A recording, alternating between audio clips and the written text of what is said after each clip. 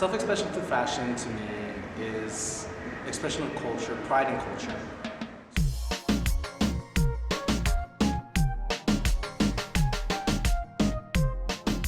I would describe my style Chicana, like I love wearing lip gloss, hoops, I love having my long nails, jewelry on. My name is Sarah Patricia Quintanilla. I'm a year 2 psych major at UT.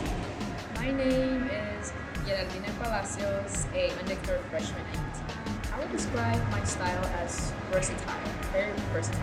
I like to try new things. I don't like to stick to one specific category, especially like subcultures of fashion. Like I like to try it out. Well, when I put on a good outfit, I feel like super good. Like, I don't know, I look in the mirror and I'm like, whoa, I was like that. Maybe I should take a picture of this. Like, I love waking up earlier and like doing my makeup and everything like that. And it gives me a chance like to show people like the side of my personality that like I don't really show people. When I put on a good outfit, I really feel strong, powerful, chin up high attitude, like I can do anything. My name is Esteban Elias. I am a student with an undeclared major but going down to pharmacy route. My style is traditional regional Mexican attire mixed with common Chicano culture attire. Self-expression through fashion to me is expression of culture, pride in culture. I think for Latinos living in the U.S., self-expression in clothing is important to keep their culture alive, to keep like their ancestors' traditions alive, and like not to Americanize themselves too much. It allows us to showcase like the beauty that we have in our culture. I feel like it adds like a connection to your roots, and there's been a lot of influence from Latino fashion into American fashion, especially like in our generation with social media being so big and being able to communicate with so many people. My name's Melanie Martinez. I'm a visual arts studies major at UT Austin. Yeah, like I would say I get like the makeup inspiration from like the 90s Chicana lowrider vibe, and like sometimes clothes but not really. I like to kind of mix it with like modern day clothing. I tend to lean toward inspiration from like the celebrities and singers of the golden era of like Hollywood cinema, Mexico cinema. Hi, my name is Giovanni Magana, but I mostly go by Gio, and I'm a freshman bio student. One person who I idealize is Manny Rios. He's an actor, a model. His style is very much like how I think my style is. He doesn't really care kind of what he wears in terms of like gender wise. He doesn't really care what the clothes looks like, if it's meant for a male or a female. He just wears what he likes, and I love that about him.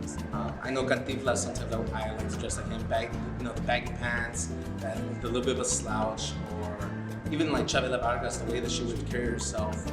Those influences I love to carry with me. So.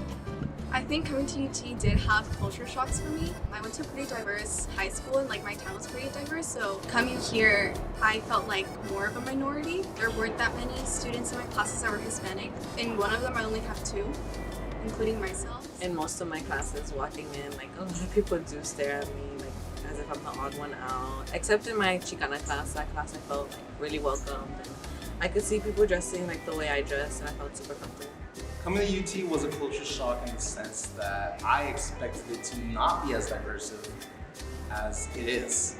When I came here, of course, I was expecting mostly Caucasian community, and then when I arrived, immediately I just clicked with the Hispanic Latin community here. And it all goes back to my hometown. So my hometown never left me, because my neighbor where I'm staying, he's from El Paso. There wasn't a culture shock in the sense that like I feel like it's lacking here. There is culture here. So I had never been to UT up until orientation. Being by myself and then experiencing this culture shock just on my own, it like amplified it. It was just like, whoa, like I'm in a city, I am in a place that's just full of people my age, yet so many different types of people, just different ethnicities, different backgrounds. Everybody has a different sense of style, a different personality, a different idea they're trying to express. And it was a huge culture shock. I was like, whoa, like I remember going back home and telling my friends, I was like, I honestly felt like that's where I belong. Well, I love having my nails long. Right now for this set, I added like little crosses, and I really liked it because I was doing a presentation on like Catholicism, and I was like, well, I was raised Catholic, so I might as well just put some little crosses on them. And this little ring, my grandma gave me when she was like first moved to the US, so it's like really special to me, and I like to wear it, but not all the time, because I will lose it. The one I'm wearing right now, my mom gave it to me, and it has to do with like our Catholic beliefs, where like on this side is the Virgin Mary and the other side is something else. I actually got this on my most recent trip to Mexico. I go to Mexico every year in my life.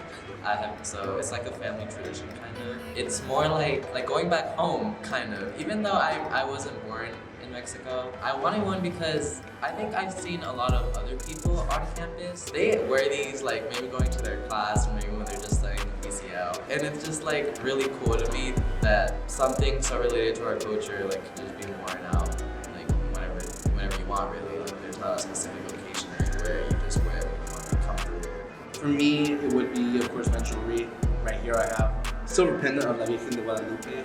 For me, that's my Catholic roots. I carry the rosary around my wrist.